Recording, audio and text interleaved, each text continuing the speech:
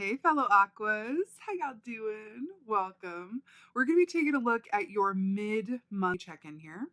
So, in the meditation, I'm going to tell you what I saw, and then we're going to talk oracles because I saw sort of a hybrid between two different oracle cards. It's really interesting. So, I was standing on the shore, like at the ocean, at the shoreline, and like dolphin extravaganza eleganza, like dolphin time. It was just like dolphins just jumping and careening and just it's such a joyful energy. Dolphin medicine is all about joy, just pure bliss. It's I don't know if there's a more positive animal energy that comes to mind like other like before dolphin. Like it's like dolphin, you see that and you just know that it's that kind of joy where you are so loving and fully embodying the present moment that you are not concerned about the past or the future. It's that kind of golden ticket, like feels like that. So I saw the dolphins and I saw this image of this woman wearing like a crown of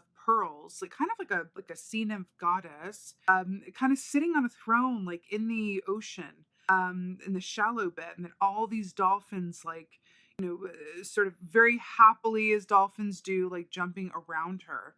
Um, it got a very, it feels really positive. Like it feels so good. It's really interesting, y'all, because we are, we're in Mercury in retrograde, but it's also eclipse season. We're going to be feeling the effects of the full moon in Scorpio. I want to talk about that because it feels very much related to what I'm seeing and also in accordance with the energy that I'm picking up for the other signs during this time. Our energy feels different, markedly different. And I can say that because I've done a few of the other signs now. And there's a lot of energy for others around allowing yourself to, allow what is yours to come to you, go with the flow, and really working with this energy of the eclipse time, of Mercury retrograde, of the full moon in Scorpio season to really look at the aspects of ourselves, the shadow aspects that maybe aren't our favorite, and integrate them. Again, and I feel the need to emphasize this. It's not about looking at our shadow sides and healing it so that they don't exist anymore, that they don't like get in our way anymore. Like, you're not my favorite, let's heal you and banish you and be gone. It's not like that. It's integration, which is quite different, really, because integration inherently is acceptance, right? When we look at it in terms of like, let's heal those shadows, that's saying like, you're not welcome at this party. So heal you and be gone. You know what I mean? But integration is like, I accept that you affect me just as much as the parts of myself that I do like and show to the world. So I'm going to accept you, acknowledge your existence, that you are here for a reason, and integrate you fully. So it's a yin and yang. It's the yin and yang, right? So that I am living an integrated experience where light and shadow are balanced. I have shivers. There's really something in that. So I found like two oracles that feel like hybrids of this, of the image that I saw in meditation. So I'm good. We're going to start with the oracles. We're doing a bit different because this is what I saw. So like versions of this anyway. So I pulled up the dolphin key because it was like dolphins like this, like in the water. And I saw a goddess. She wasn't pregnant, but hey, like let's go with it.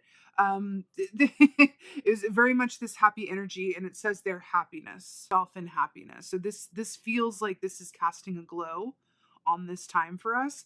But then hybrid energy was with the seahorse because the goddess that I saw was wearing a crown. Is that a crown or diadem? Yeah. See the pearls and the shells? It was like that, right? But then it also kind of had these like wing things. It was kind of like a hybrid of these two. See what I'm saying? And seahorse is equality, which is really interesting because we're talking about balancing the light and the shadow. So this is really interesting. And she's also like in the ocean. It feels like a hybrid energy between the seahorse and the dolphin for the second half of the month. I also got this really clear feeling that there's this call to not just integrate, but also it feels like the Aquarians have this ability. Maybe it's because we're the water bearers. Maybe we are more naturally suited to this time. Because if you think about it, like Scorpio energy, it's very deep, it's very emotional, it's very intuitive and psychic. We as the water bearers have access to all of those gifts, and yet we have the ability to stand on the shore and have one foot in the ocean and one foot on land, and maintain our objectivity and observe what's happening at the same time, so that we're not just experiencing it. One foot is experiencing it, and then the other foot is observing it. So our experiencer and our observer are working in tandem, really, at all times. It's sometimes we're more heavily in one, and then we flip and we're more heavily in the other. This feels like it's an opportunity to be balanced in both and truly be the water bearer. I just got shivvies. It's really something else. Okay. Let's see what the cards have to say. Hey, fellow Aquas, let's go ahead and see what the animal energy is for the second half of the day. I have the two oracles we started with here. What is the animal energy for Aqua? Oh my God, it's so, the blessings are abundant. The turtle, yes. I love this. So this is one of the like, okay. Like, remember when I said there's no energy that's happier than the dolphin? Okay, turtle's number 2. Like, easily number 2, happy center. I'm so obsessed with this, y'all. So turtle energy, first of all, more water. Hello and goodbye. Turtle energy equates to that of the Four of Wands in the Tarot, which is about celebration, happiness, marriage, family, joy. It's such a beautiful celebratory of in synchronicity kind of energy. This is that sort of, I know exactly where I'm meant to be energy, which I don't know if there's anything better than that, right? Truly believing and embodying that. You know, another aspect of turtle energy speaks of carrying your home on your back, right? So there's a certain aspect of deriving a lot of joy from whatever or whomever or through whatever feels like home to you, right? Home is not always a physical place. It's a state of mind. It's a feeling. You could have somewhere that you go that feels like home. That's like, you know, somewhere in nature, or someone is your home. So wherever they go is home, whatever that is for you. But this is like really, really beautiful. I'm hearing this thing really funny. So, do you ever like go on vacation far away from your home? And you're going to relate to this, especially if you have animals, for sure. But you go away and you're having a great time on vacation, but you're kind of thinking about the house. Are your animals okay? Or is the house okay? Like, if you have a house sitter or not, like, are things holding up? Is there something that, you know, is it going to be okay without me? Like, what's going on at home? So there's no greater feeling. And that's what this feels like, of not only are you really enjoying yourself and really enjoying a lot of like play here and happiness, but it also feels like you're not worried about anything outside of that. It's like you're exactly where you are, fully embodied. You know that your home is where you are, or it's well taken care of, or it's the feeling of home is with you. I mean, this is so beautiful. Four of Wands realness. I'm so here for it. You know, there's also a certain ancient energy that goes along with turtle, like within the, you know, Buddhist tradition. There's the turtle that carries the world. Oh, stop it now. But don't you dare stop, because I literally cannot with this reading. I do not even know how more overtly positive this could possibly get. First of all, the world turtle carrying the world on your back, it speaks of a certain, you know, limitless and expansion of, you know, everything being in order at all times. So there's that element of this as well. Did we just get the Sun card though? Every time I'm like, this is the happiest thing. Okay, this is number 2. And then we have the happiest key in the whole tarot. Stop. It's so good. Did we not talk about yin and yang with the black and the white? And then we have the lemur, who is black and white, which is about balancing the heart and the head. Stop.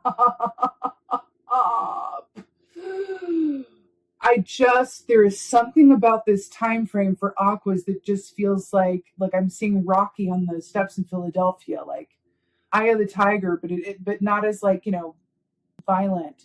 Or machismo, but this just feels so amazing. The Sun is about happy. I feel like I'm repeating myself now. Happiness, joy, contentment, good health. You know, lemur medicine is very much about bringing together the heart and the head for equal counsel and really being content with exactly where you are. I literally already said this because this is the energy, and this is just confirming that. Literally. I have to say what's coming through is a very summery vibes, no? We are heading towards, in the Northern Hemisphere anyway, the summer solstice next month. I feel like this is casting a glow. Let me tell you something. I feel the need to talk about this because it's coming up here again with the sun and the sea. The sun and the sea. The sun and the sea. There's something about that.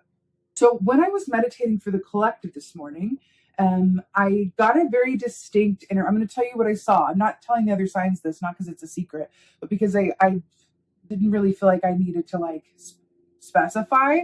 But I'm going to tell you what I saw for the collective. So I saw a bunch of fire ants coming up and really getting angry and surrounding the collective. And then I saw the ocean, and I saw the ocean come in and wash over the fire ants, but instead of like killing or harming them, it calmed them down.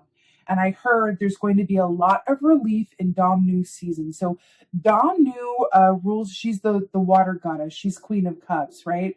She rules the Yemaya, right? And Orisha, oh my God. And that's Yemaya right there. Interesting. Anyway, look up Yemaya. She's beautiful, beautiful goddess Orisha of emotional healing and the lakes and seas and water. She's wonderful. Anyway, so relief in Damnu season. So Damnu season is the season that comes after Beltane. It begins with the summer solstice around 20th, and then aka Litha, and then goes until Lammas, which is around, it's like late first, okay? So that time period, that 6 weeks, feels incredibly important. It feels very happy. It feels like there's going to be a lot of relief. There is a collective anxiety that I was picking up on for a certain part of the collective. The collective that is experiencing the greatest anxiety right now is the part of the collective that is resisting change or resisting looking at the aspects of themselves that want to come up for integration. The part of the other part of the collective that's having an easier time with this and going with it are the ones who are not shying away from that call. But in Damnu season, during Litha, right, under the influence of Yemaya, which is the great emotional healer, there's going to be relief on a large scale. Okay, just had to channel that out. What else is going on? What else is going on? A collective message in there. Ooh! I just got shivers again, like with all the water that's going on here. Okay, so we have 5 of Cups. Now, here's why I'm obsessed with this, because it's literally what I just said. Did I not tell you that I saw the water coming up in the fire ants and then relief? And then we have the 2 capybaras here. So 5 of Cups is all about perspective, right? It's what we place our focus on and how we see things that determines our joy levels and our reality. We aren't happy because our given circumstances are perfect. We're happy because wherever we look from gratitude, right? That's the T. 5 of Cups. Capybara here, like dead on the side of the riverbank here, and then there's a capybara floating away. What did I literally just say about part of the collective struggling because there are things that are difficult to face that they don't want to integrate, and then another aspect of the collective is just happy in these waters. Remember, being the true water bearer. I feel like this is exactly what I just said. So I feel like there's a message around this, because also the turtle is also of water, but also can move on land. I feel like there's another message around this of, I'm feeling the humanitarian pull for aquas to say, really be kind and look out for those around you that are struggling during this time period, really from now until Litha on. Because there are people, there are either younger souls or souls that are just in a different place who are really struggling with doing this work, who are really struggling with the energies at play as we shift into a new existence, right? I really hope you can't hear that lawnmower, but I swear I started the video and this guy next door who's obsessed with lawnmowering, if that's a verb, was like, I'm in a lawnmower right now. Oh my God. But that's okay. We'll fight the tides. So with this, I feel like this is a call to have more patience, more compassion, more kindness, and hold more space for those within our collective who are on the shoreline and not swimming these waters as comfortably, right? But I also feel like this is a nod from the universe saying, your perspective is in check-in on point. And there's something about this eclipse energy, the full moon, everything that's going on within the collective that is allowing Aquarians to really not just integrate, but flourish, right? I'm so here for it. Let's see what else is going on. Guys, I'm so sorry about the lawnmower, but I refuse to stop the video because it's like, it's too good. Like, can't stop, won't stop. Okay. Wow. So the 9 of Wands, this is really, really perfect with what we're talking about. So 9 of Wands is about perseverance, and it's really about knowing that, as long as you keep putting one foot in front of the other, you're going to get to where you're going. Now, what's really interesting about this is that this energy, this animal energy, is very much, yes, it's about perseverance, but it's also about staying power and stability. And I feel like there's this energy here coming through where you are going to be a rock for those around you. I can't tell you how much it feels like that. I'm gonna break it down for you further. Usually in a reading, we're looking at energies that are all about you, and it's all about, I like to do it that way. It's like, let's focus on you, right? But this very much feels like Spirit came in and said, listen, we gave you 2 oracles up front, which are really super positive. We're giving you this beautiful animal energy. We started you off with the happiest key in the entire deck. And now we're going to talk about your place in the collective and those around you. It's really interesting. But I also feel like another aspect of this night, which you can vibe with as Aquarians, we are the humanitarians of the tarot. So I know you can vibe thusly. But there is this aspect of the Nine of Wands here that says, like, there has been a certain strength acquired within the Aquarian collective, that within this age of Aquarius and this changing of the tide, and that, now with the turning of the tide, I just heard Gandalf, right? Coming in, that says, like, all of that strength that you have built up is coming into use now. But I feel like it's for you. Of course it's for you. Of course it's for you.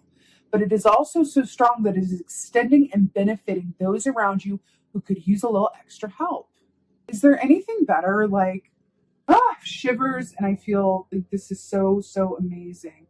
So let's get an oracle here. I feel like getting the Ancestor Oracle. This is the new Stephen D. Farmer Ancestors deck. I recommended it in the latest newsletter. Really obsessed with it. Let's go ahead and get a oracle.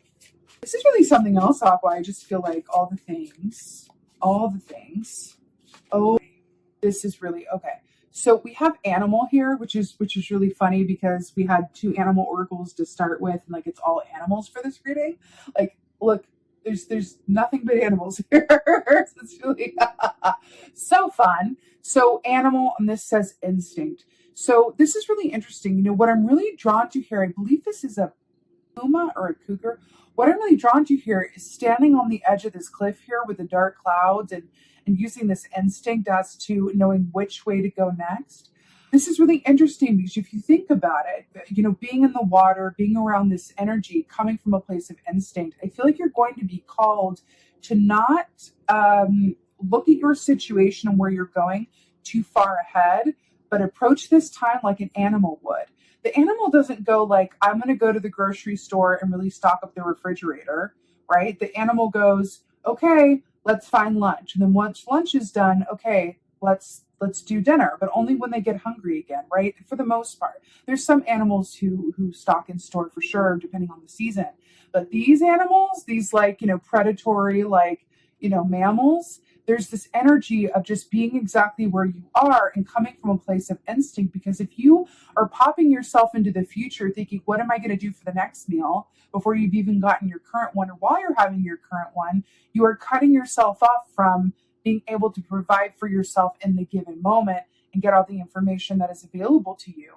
The instinct only exists in the present moment.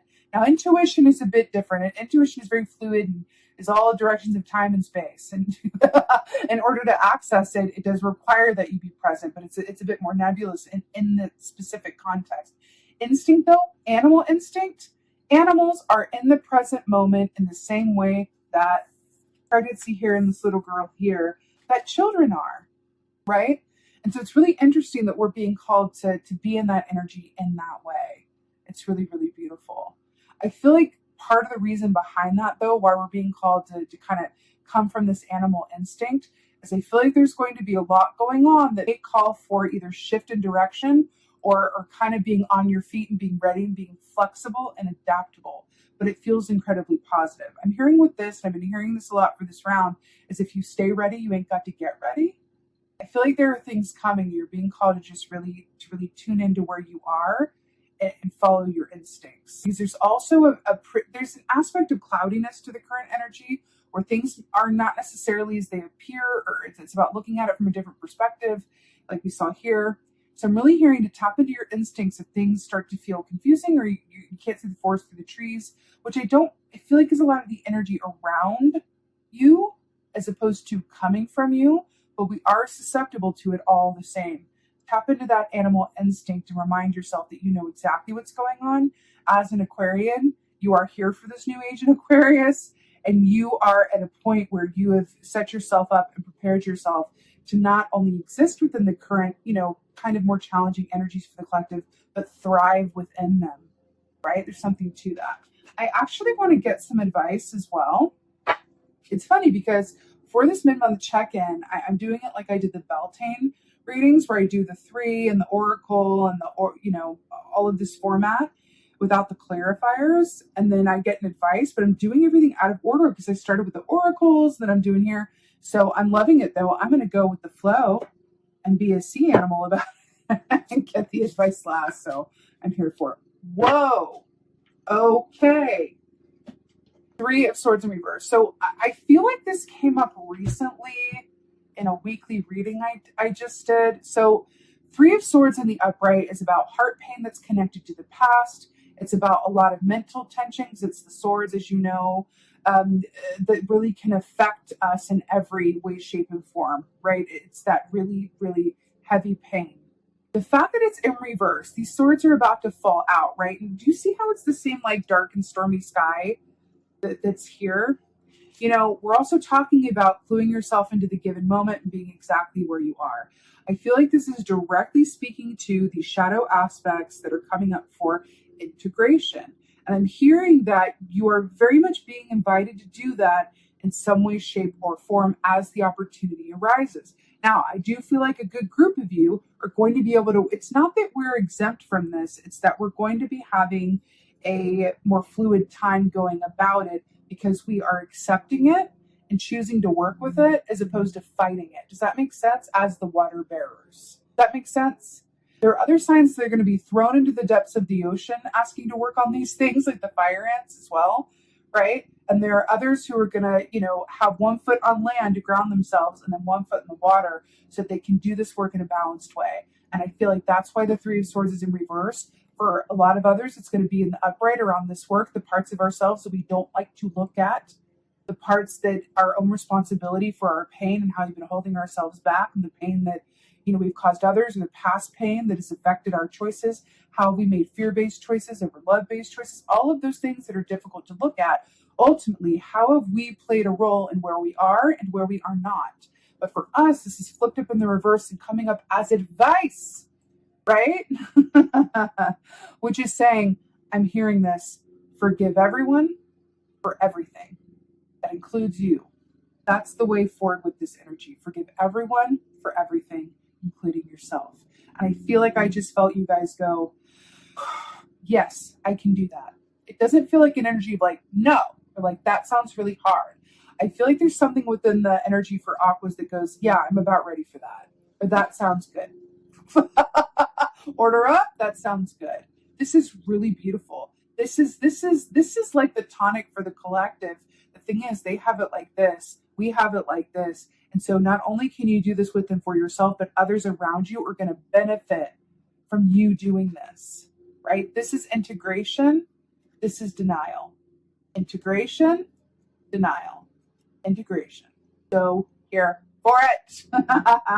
With that being said, Aquas, this is your mid-May check-in. Thank you guys so much for being here. I so hope that this helps and resonates. If so, please let me know in the comments below, because I absolutely love reading your comments. Please like, please share, please subscribe. I absolutely love you for it and so appreciate you. And with that being said, just thank you so much as always. And most of all, thank you for being you. And be well. Until next time.